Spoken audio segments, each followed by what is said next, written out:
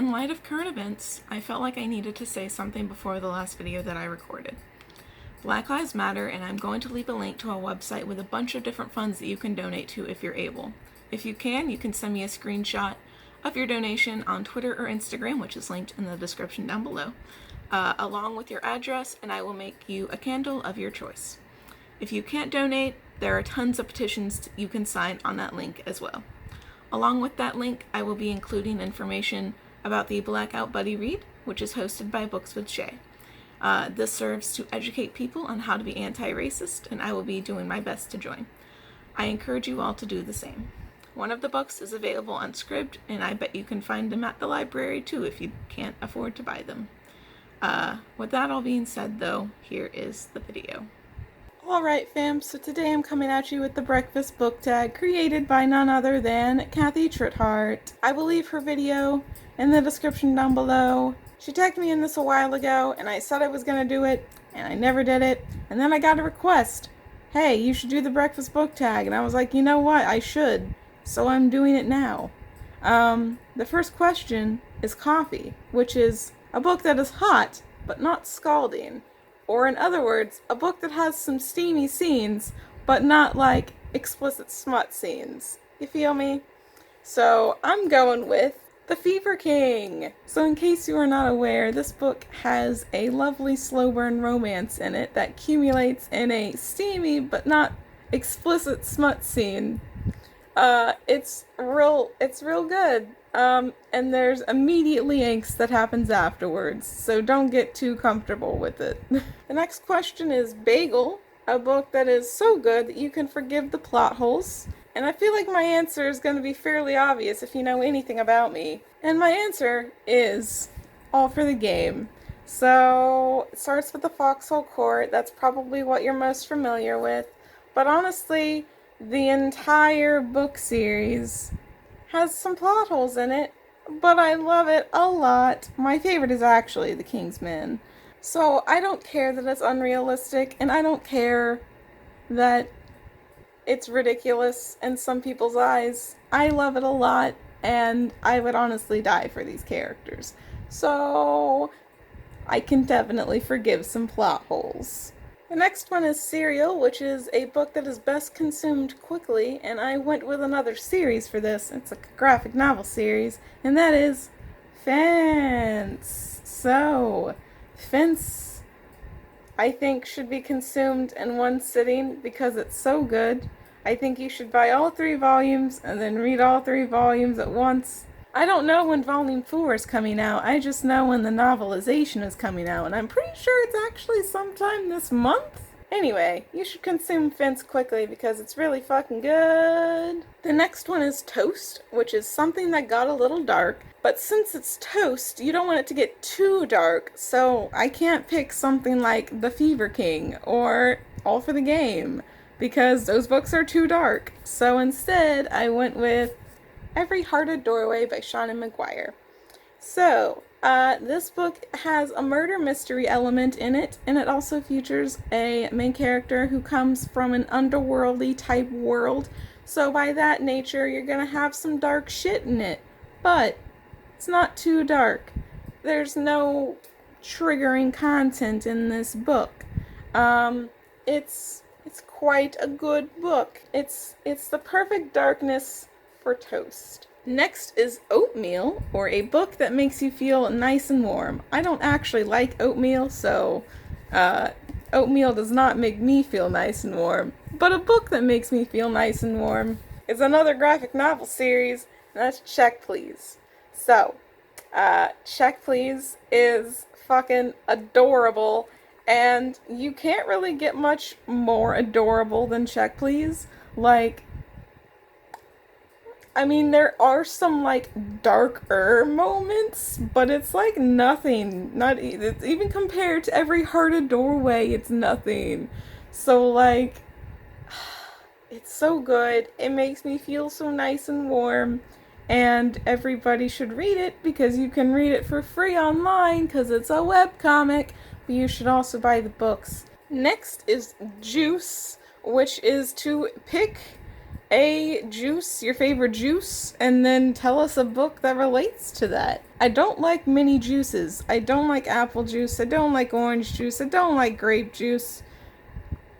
I like watermelon juice, but I didn't think of that until now.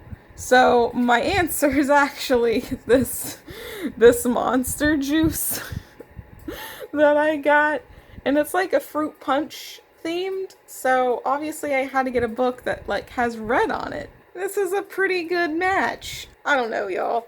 I just liked this a lot, and I didn't think of the watermelon juice until now. So, A Darker Shade of Magic by V.E. Schwab is what I picked for this question.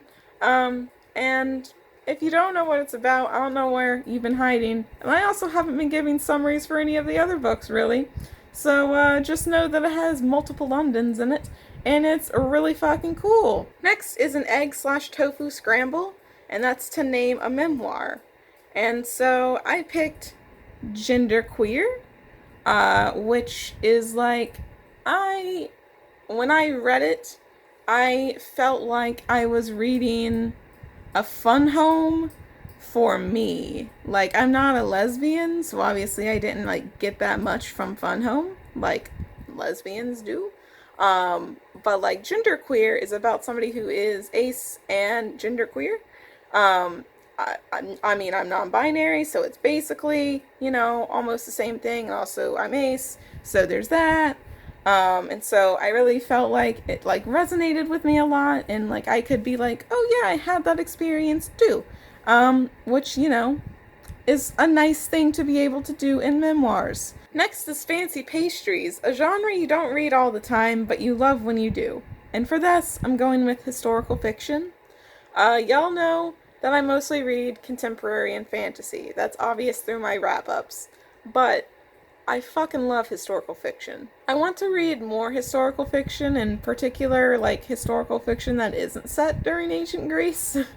Like, I love historical fiction set in ancient Greece. But, like, I feel like I should, like, broaden my horizons. Maybe read some World War I and II historical fiction, because I really like those kinds of things. And yeah, so I know there's a lot of World War II, specifically historical fiction out there. I think I might prefer World War I, just because it's not as popular. Like, World War II is like the popular war that everybody writes about. But, like, everybody forgets about World War I. In, like, 1917, I was just like, man, we need more World War I shit. So, if you know any of, I think I already have Mary Renault's Regeneration, like, trilogy, like, on my radar. I'm gonna read that. But if you have, like, any other suggestions, like, let me know in the comments. Next is Mimosa, which is to name a book you're looking forward to. And I would be remiss if I did not mention Cemetery Boys. Because, oh man, am I looking forward to Cemetery Boys. I luckily got an e-arc of it, so I will be reading it, like, next week, hopefully. And finally, we have Breakfast for Dinner, something you like to eat for breakfast, and a book of your choice. So, something that I like to eat for breakfast are pancakes, which are not mentioned on this list. How did we leave out pancakes, Kathy? This is pancake and waffle erasure. But, so anyway, I really like pancakes. I like to make them. I honestly, I prefer waffles to pancakes, but they're essentially the same thing. You use the same mix to make them, so they taste the same. I don't have a waffle maker, so I can't make waffles, so I have to settle with pancakes. And boy, do I love me some pancakes. I don't eat them with anything. I don't like syrup. I'm weird. Recently I haven't even been using butter. I've just been using a little bit of vanilla extract in the batter, so it tastes good on its own without anything added to it. So yeah, I really like me some pancakes. Maybe I'll invest in a waffle maker one of these days and make myself some waffles. But yeah, so I can't believe there's not a pancake/waffle question on here, Kathy. And the book of my choice that I'm going to talk about is a book that I haven't talked about in quite a bit, and that is The Silence of the Girls by Pat Barker. Maybe Pat Barker was the one who wrote the Regeneration trilogy. So Pat Barker is actually the author of the Regeneration trilogy that I was talking about, not Mary Renault. I got them confused. I don't know why. But anyway, The Silence of the Girls is an Iliad retelling from Briseis' perspective. Now, I don't talk about this book a lot. I don't know why. It's really good. I guess it's just overshadowed by the Song of Achilles in my mind, because I read the Song of Achilles first, and I love the Song of Achilles first. So, this is like the complete opposite end of the spectrum. Like, Song of Achilles is here, and Silence of the Girls is like here. Like, this side of the spectrum is like, yeah, Achilles was totally human. This side of the spectrum is like, Achilles was a monster. So this does deal with some pretty triggering issues. Since Briseis is a slave, it deals with rape a lot.